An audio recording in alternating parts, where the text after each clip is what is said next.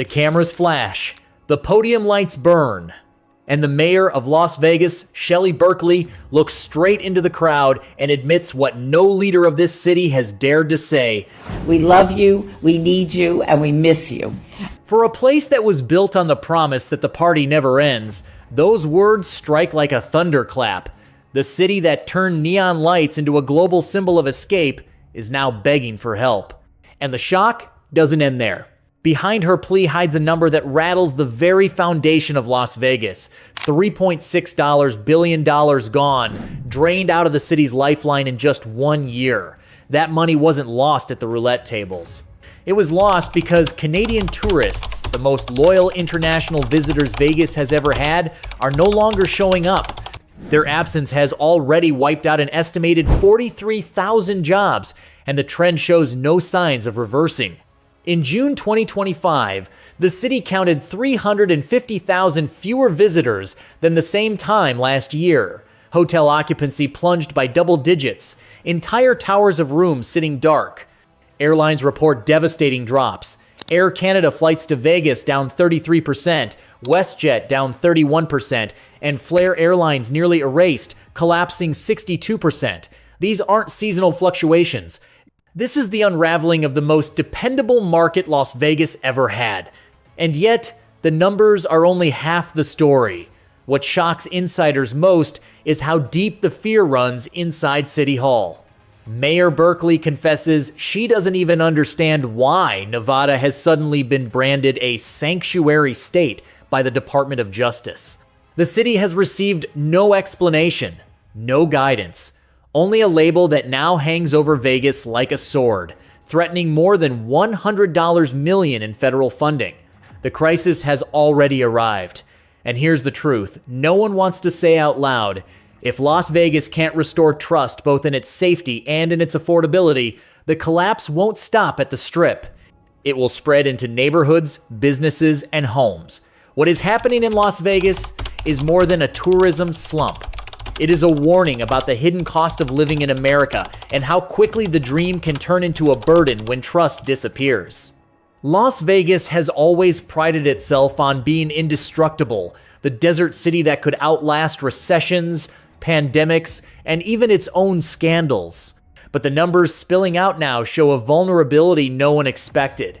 In June alone, visitor volume fell by more than 11% compared to last year, the sharpest mid-year decline in more than a decade. That means 350,000 fewer people walking the Strip, leaving hotel towers with entire wings unlit.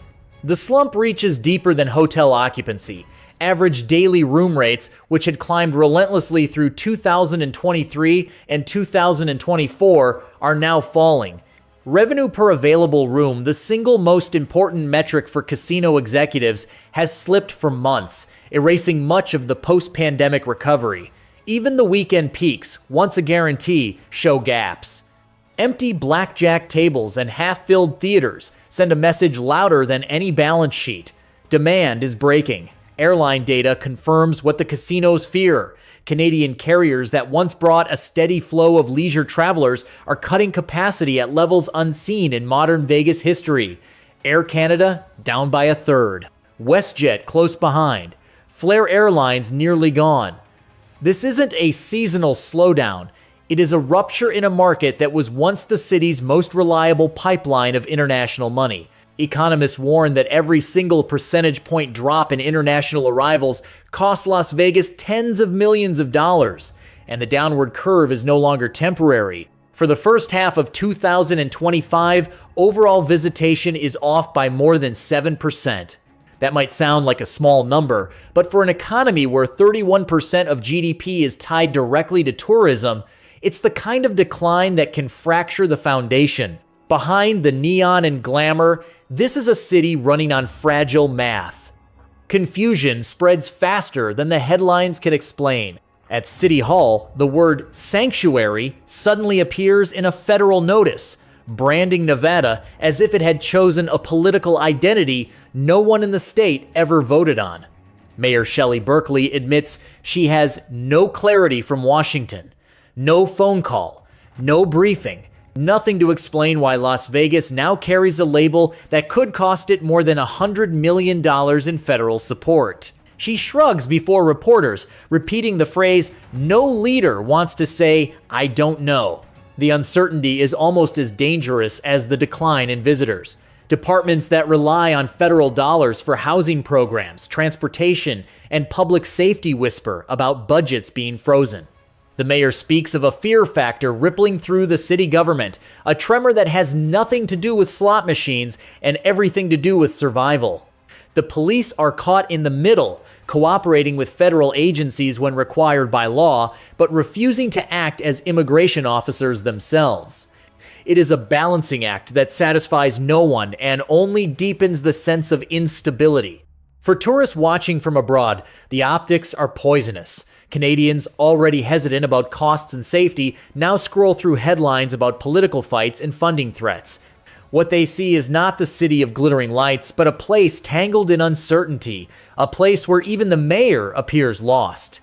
And when trust is the currency that keeps people boarding planes and booking rooms, this kind of confusion spends faster than cash.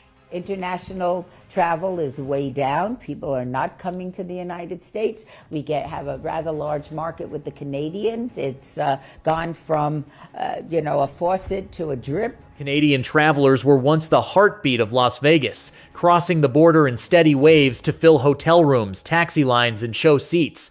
Now that flow has slowed to a trickle, and their absence is impossible to hide. Airline cuts are only part of the story. At the border, car trips from Canada into the United States dropped by more than a third this past summer, a collapse not seen in decades. The silence left behind is measured not just in empty rooms, but in vanished paychecks. What makes this shift explosive is the anger fueling it. Social media threads from Canadians drip with frustration. "Zero chance of me crossing that border. I'll never set foot in the US again." Others write that the culture feels hostile, unsafe, and politically toxic. Some point directly to the last election, reminding Americans, "You brought this on yourselves." Surveys confirm the sentiment isn't just online venting. 6 out of 10 Canadians now say they avoid trips to the United States altogether. 4 out of 10 have already redirected their vacation money to destinations at home or across the Atlantic, Nova Scotia, Quebec. Even small towns in Prince Edward Island see a bump, paid for with dollars that once would have gone to the Strip. For Las Vegas, the loss is staggering. Last year alone, Canadian visitors spent more than $3.5 billion in southern Nevada, money that supported tens of thousands of jobs. That spending isn't simply delayed. It has been rerouted, and the new habits are taking root. Photos of beaches in the Maritimes now replace snapshots of the Mojave on Canadian social feeds, a subtle reminder that loyalty, once broken, is difficult to win back. Even the giants of the Strip are showing cracks. Resorts World, once proud of charging premium fees for every service, has now dropped parking and resort charges altogether. Caesars Entertainment is bundling 2 nights with all taxes included and throwing in $200 of food credit, all for just $300 flat. A year ago, such deals would have been laughed out of the boardroom. Today, they are lifelines. Behind the scenes, the Las Vegas Convention and Visitors Authority has approved a $3.25 million blitz aimed squarely at the markets that are vanishing: Canada, Germany, South Korea. Billboards, digital campaigns, glossy images of pool parties and glittering casino floors promise safety, value, and a return to the Vegas experience. The tone, however, is more urgent than celebratory. It is less about selling a dream and more about holding the line against collapse. Casino executives openly admit what they once denied: the downturn is not cyclical, it is structural. They speak of missing Canadians as a significant piece of the puzzle and quietly refer to international politics, cultural hostility, and trade tensions as the invisible walls keeping visitors away. Within union halls, the phrase "Trump slump" has taken hold, a shorthand for a crisis that goes beyond airfare or exchange rates. It is political, cultural, and deeply personal. The result is a Strip caught in a delicate balancing act. cut prices too far and revenue implodes, hold prices firm and rooms remain dark. For the first time in years, confidence in the Vegas formula has cracked, and no one is certain how to stitch it back together. On Fremont Street, the trouble is impossible to disguise. A family-run diner that once served tourists until 2 in the morning now shuts its doors before sunset because there simply aren't enough customers. Down the block, a souvenir shop owner who used to see 50 shoppers before noon counts just 7 on a Saturday. Wedding chapels, once buzzing with bachelor parties and spontaneous vows, report bookings cut in half. The silence stretches across the service industry. Bartenders polish glasses in front of empty stools. Rideshare drivers sit scrolling through their phones, waiting for rides that never come. Magicians and small stage performers cancel weekday shows, unable to justify the cost of opening the curtain to half a crowd. The Strip's mega resorts can slash fees and bankroll ad campaigns, but the small businesses that give Las Vegas its texture burn through savings and wonder how much longer they can hold out. The pain is quiet, almost invisible to outsiders, but devastating to those who live it. Each missing tourist is another rent payment delayed, another paycheck cut short, another family dipping into savings to survive. For locals who built their lives on the assumption that Las Vegas would never slow down, the sudden stillness feels like betrayal. Locals feel the weight in places far from the neon glow. At neighborhood meetings, parents whisper about after-school programs that may vanish if city budgets shrink. Seniors worry that bus routes or meal deliveries could be the next services on the chopping block. Even public pools, once seen as untouchable, are mentioned as possible cuts. The city's reliance on tourism revenue has always been an open secret, but now the cracks show in daily life.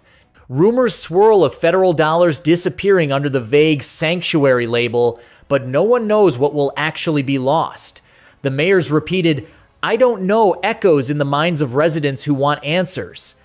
What they see instead is uncertainty stacked on top of economic decline. For families already stretched thin by inflation and rising rents, the possibility of fewer city services feels like another bill they can't afford to pay. Hourly workers sense the danger most immediately. Every slow week on the Strip means fewer shifts, and with fewer shifts come difficult choices: groceries or utilities, gas or rent. The safety net that helped Vegas survive past downturns might not be there this time. Trust in leadership is thinning, and the question becomes not just whether tourists will return, but whether the city can still protect its own people when the money dries up. June 2025 leaves no room for doubt. Visitor counts are down more than 11% year over year. Airline traffic from Canada has collapsed by as much as 62%. Hotel occupancy has slipped, room rates are falling, and revenue per available room, the lifeblood of the Strip, is in retreat. Mayor Shelley Berkeley has warned openly of a crisis, admitting the city could lose more than $100 million in federal funding while already bleeding billions in lost tourism. The industry has responded with desperate discounts and international ad campaigns, but 60% of Canadians now say they are avoiding trips to the United States entirely. Their money is flowing to Nova Scotia, to Quebec, to Europe, anywhere but Las Vegas. For a city where 31% of the regional economy depends on tourism, this is not a slowdown. It is a fracture. Las Vegas is not dead, but its survival now hinges on more than bright lights and cheap packages. It depends on restoring trust in safety, trust in value, trust in the idea that coming here is worth it. Without that, the collapse won't stay confined to the casinos. It will ripple through neighborhoods, schools, and homes, exposing once again the hidden cost of living in America. And so the question lingers like neon buzzing in the desert night. Can Las Vegas rebuild the faith it has lost? Or is the city's luck, after decades of defying gravity, finally running out?